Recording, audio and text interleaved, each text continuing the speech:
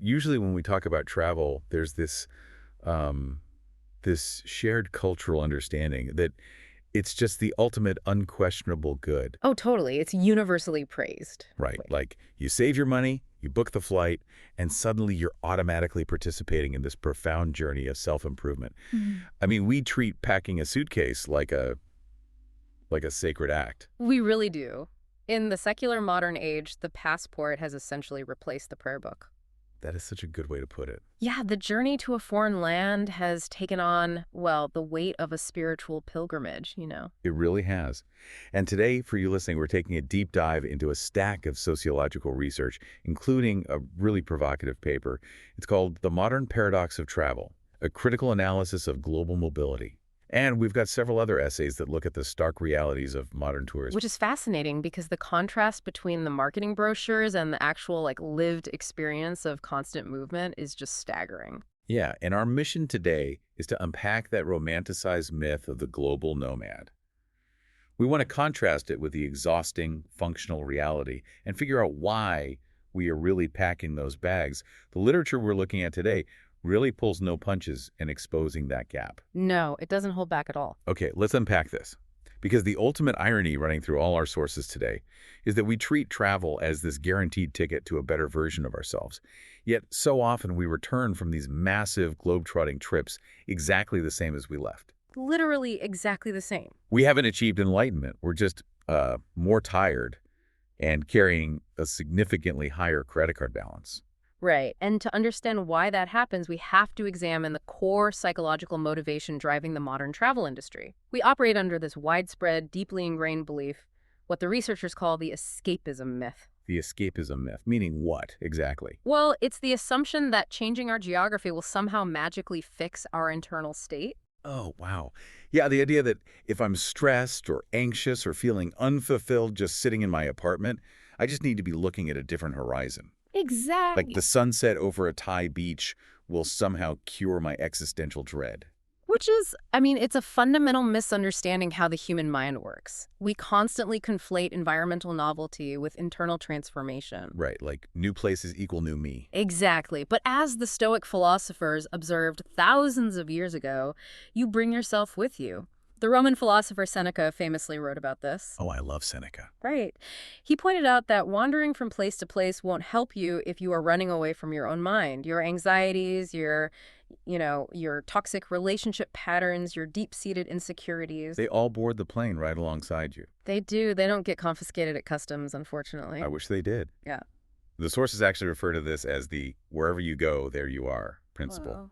Changing your physical location does not rewire your neurochemistry or resolve your childhood trauma. No, it really doesn't. If you are a person struggling with low self-esteem or chronic restlessness at home, you are going to be struggling with those exact same things in Paris or Bali.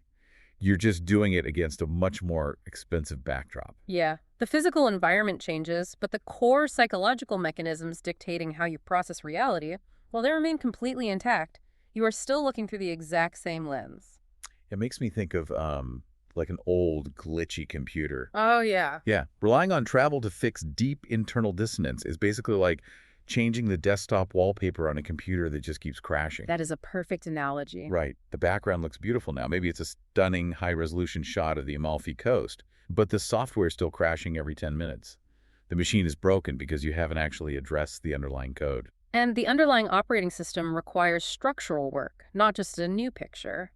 What the sociological data highlights is that real self-knowledge, the kind of finding yourself that travel marketing constantly promises you can buy for the price of a plane ticket, it actually arises from entirely different activities.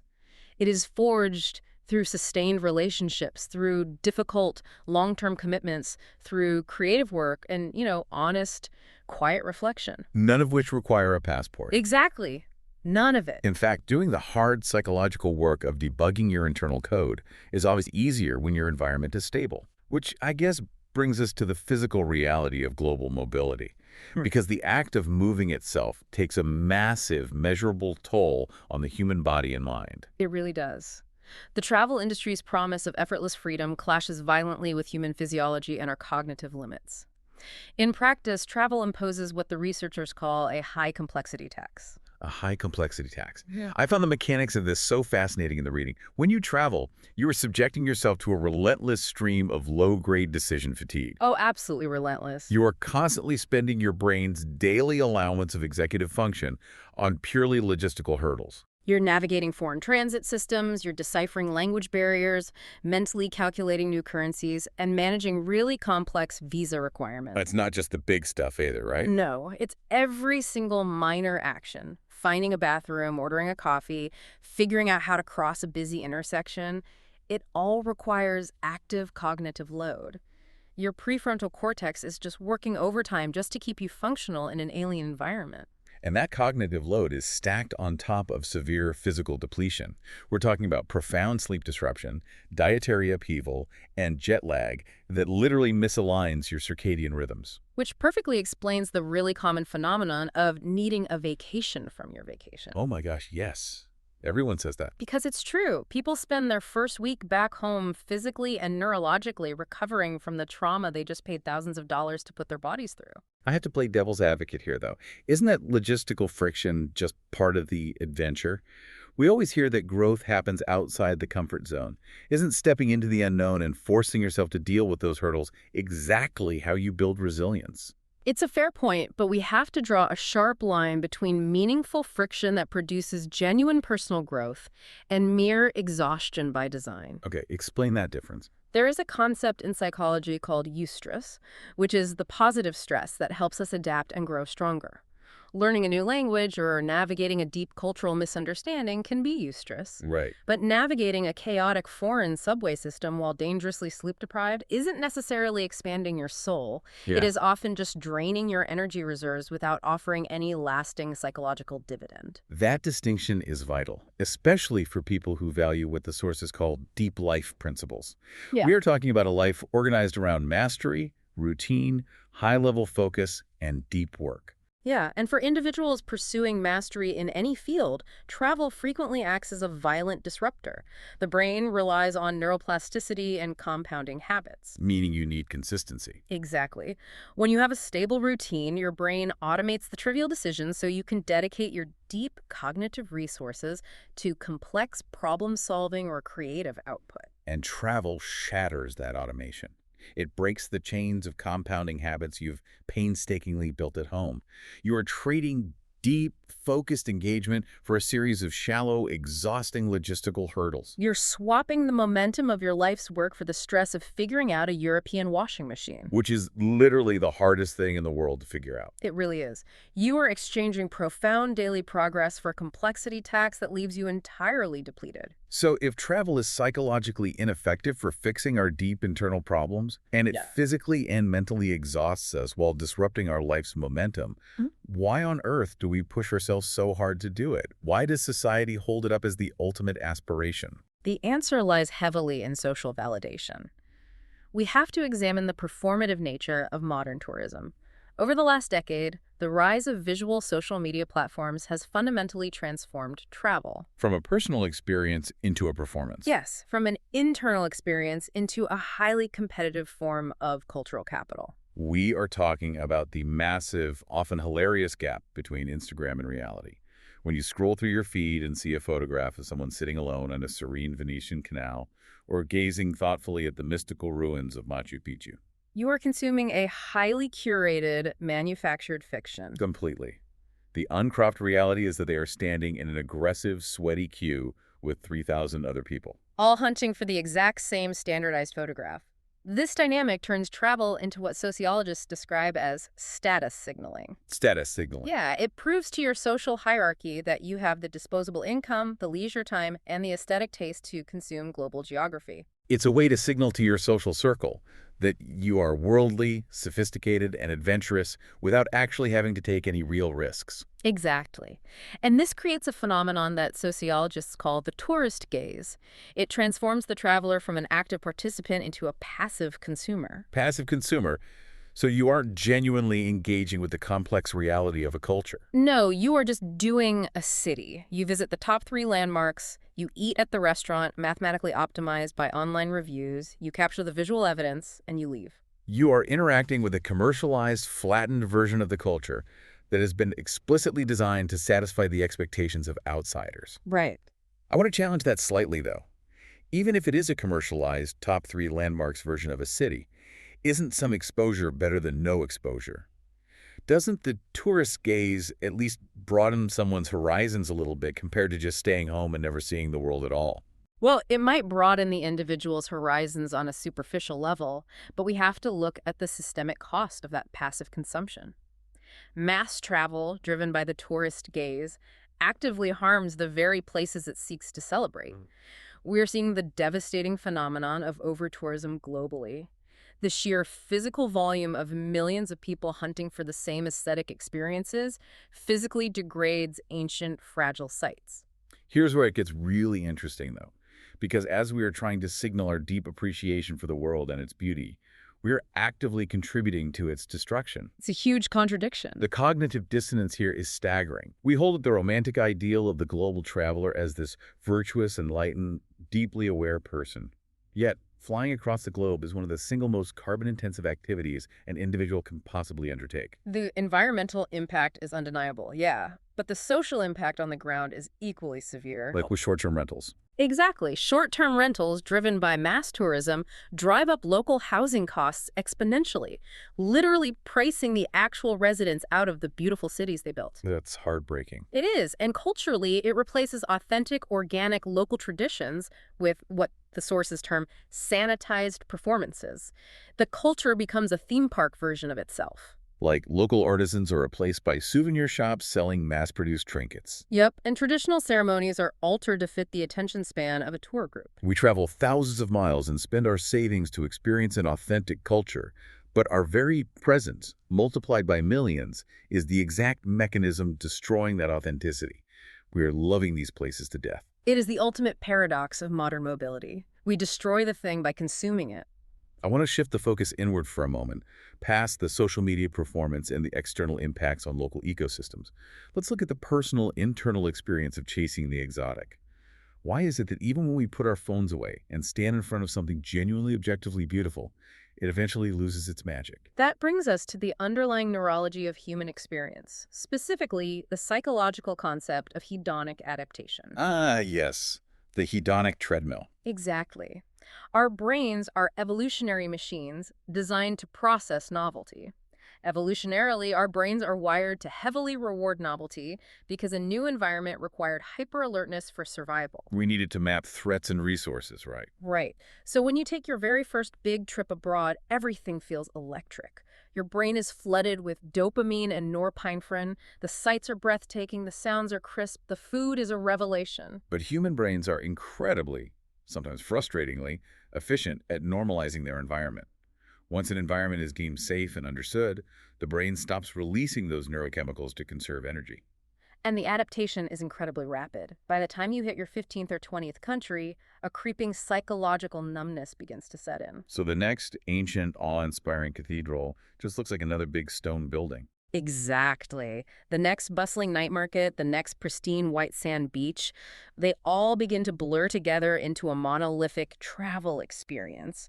To get that same initial intoxicating hit of awe, you have to seek out increasingly exotic, remote, dangerous, and expensive destinations. It's exactly like building up a massive caffeine tolerance. The first time you ever drink a cup of coffee, your neuroreceptors go crazy. You're wired for hours, feeling like you can conquer the world. Yeah, but a few years later, after drinking it every day, your baseline has completely shifted. Right. You're drinking 3 shots of espresso just to feel normal enough to check your email.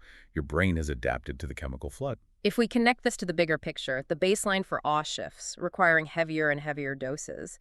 And what this biological reality reveals is the massive difference between novelty and depth. Novelty versus depth. Yeah. If you spend 3 days in Kyoto, jumping from temple to temple, you are merely gathering surface-level impressions. You are experiencing the aesthetics of the city, but you are not gaining true understanding. Real intimacy with a place. Understanding its language, feeling its seasonal rhythms, grasping the unspoken social contracts of its people. That takes years of sustained patient presence. You can't hack it with a 2-week itinerary. You really can't. What we're really talking about is a fundamental cultural shift from exploration to mere consumption. When Wow. we just skim the surface of a dozen countries collecting passport stamps, we are consuming geographies the exact same way we consume fast fashion or endless social media feeds.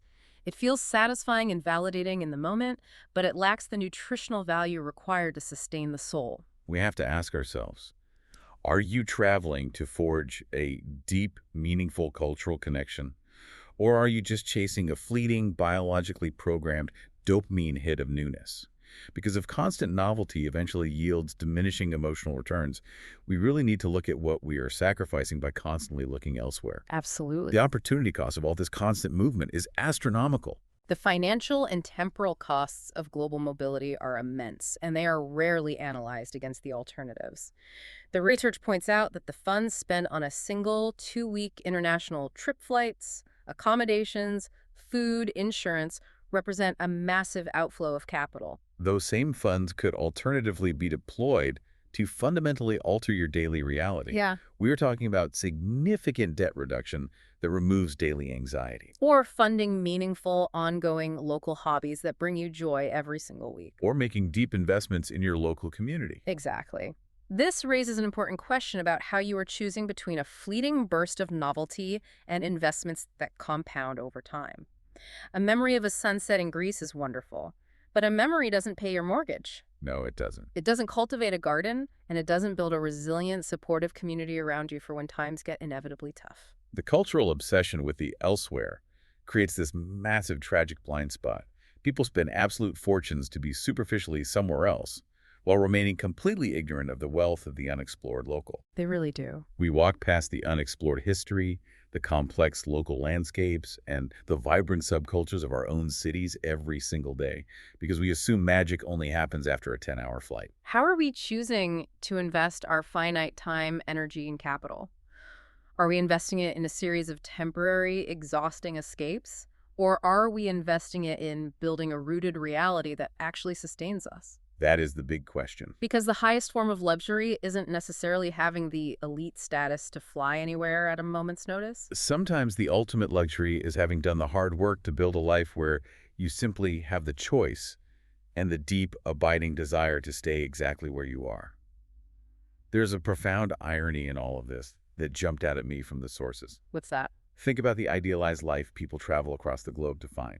They endure the jet lag, the security lines, the massive expense, just to experience this idyllic, rooted, quiet, unhurried life. Oh, yes. They want to sip wine slowly at a corner cafe, walk through a quiet neighborhood park, and read a book without checking their phone. But that is precisely the life they could be building and living at home right now if they weren't so busy working overtime to afford the escape from it. It's a huge realization. So what does this all mean? We've critically dismantled a lot of the romantic myths surrounding global mobility today, but the research is nuanced, and we want to be very clear. Travel itself is not inherently bad or useless. No, not at all.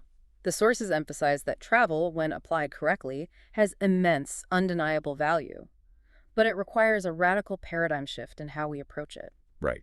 It needs to be incredibly intentional. It needs to be significantly slower. Exactly. We need to focus on the deep exploration of fewer places, rather than just ticking off iconic landmarks on an aggressive checklist. It should be driven by genuine, humble curiosity. You go to learn, to listen, and to observe, rather than to document your presence for a digital audience back home.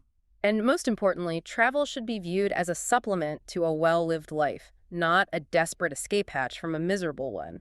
It is not a cure-all for the human condition, and it cannot fix a broken foundation. True. Lasting transformation depends infinitely more on the quality, intention, and depth of how you live every single day, rather than on the sheer quantity of different coordinates you manage to visit on a map. Couldn't agree more. Which brings us to a final thought for you to mull over. If the ultimate goal of all this seeking is to build a life you don't feel the desperate, exhausting need to escape from, what would happen if you applied the same ferocious curiosity, the same generous budget, and the same open-mindedness of a massive European vacation to your own neighborhood this weekend? That is an amazing challenge. If you walked out your front door and viewed your own hometown through the eager, awe-seeking eyes of a tourist, investigating its history and engaging with its people, might you discover that the profound transformation you've been flying thousands of miles to find is actually waiting right there? Because maybe it's time we stop trying to change the desktop wallpaper and finally start writing some beautiful new code right where we are.